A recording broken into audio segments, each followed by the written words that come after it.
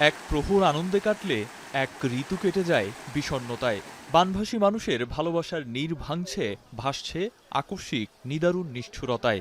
উজানে ভারতের ত্রিপুরা থেকে নেমে আসা ঢল ও গত কয়েকদিনের প্রবল বর্ষণে দেশের ১১টি জেলা বন্যা প্লাবিত হওয়ায় জনজীবনে নেমে এসেছে দুর্ভোগ।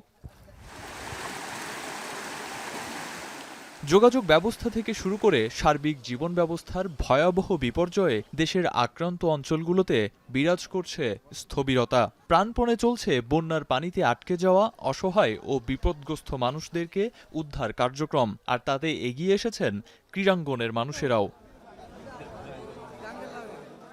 এরই মধ্যে প্রথম মাসের বেতন প্রধান উপদেষ্টার ত্রাণ তহবিলে জমা দেওয়ার ঘোষণা দিয়েছেন যুব ও ক্রীড়া উপদেষ্টা আসিফ মাহমুদ। তার পথ ধরে ক্রীড়া মন্ত্রণালয়ের সকল কর্মকর্তা কর্মচারী একদিনের বেতন ত্রাণ তহবিলে জমা দিতে সম্মত হয়েছেন।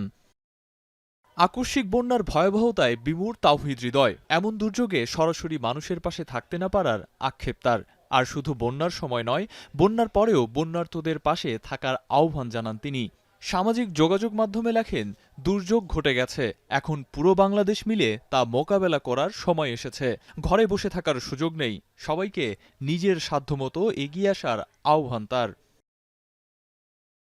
বর্তমানে পাকিস্তানে থাকলেও বানভাসী মানুষের আর্তনাদ পেসার তাসকিন আহমেদকে এতটাই আন্দোলিত করেছে যে নিজের উদ্যোগেই তাসকিন আহমেদ স্বেচ্ছাসেবক টিম পাঠিয়েছেন বন্যার্ত এলাকায়।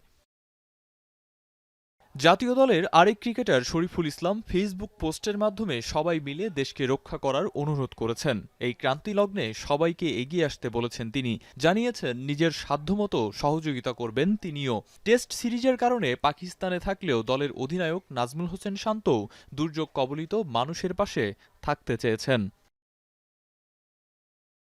বর্তমান টেস্ট দলের সবচেয়ে অভিজ্ঞ ক্রিকেটার মুশফিকুর রহিম দেশের মানুষের দুর্ভোগে উদ্বেগ প্রকাশ করে সাধ্যমতো সবাইকে এগিয়ে আসার আহ্বান জানান। দেশের মানুষকে নিজের মানুষ হিসেবে অভিহিত করে তাদের পাশে থাকার অঙ্গীকার করেন। এছাড়াও নুরুল হাসান সোহান, ইয়াসির আলী রাব্বি সহ অনেক ক্রিকেটারই সর্বস্তরের মানুষকে এগিয়ে আসার আহ্বান জানিয়েছেন। এই তালিকায় যোগ দিয়েছেন সাবেক অধিনায়ক মাশরাফি বিন মোর্তাজাও।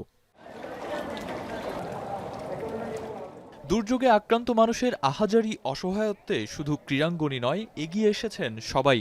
আরও একবার এই যে সবার জাগোবাহে কণ্ঠে সবাই মনোভাব, সকল স্তরের মানুষের এই যে উদাত্ত আহ্বান, সেটা এড়িয়ে যাবে সাধ্যকার।